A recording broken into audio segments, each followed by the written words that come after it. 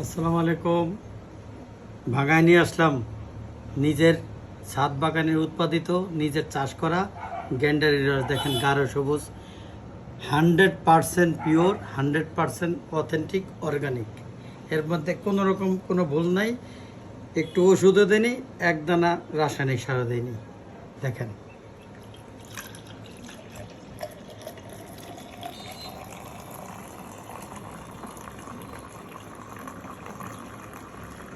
Wow,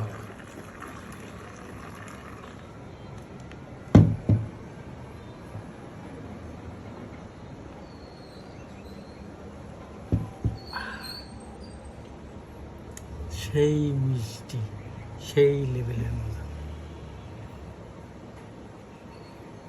success কৃষক।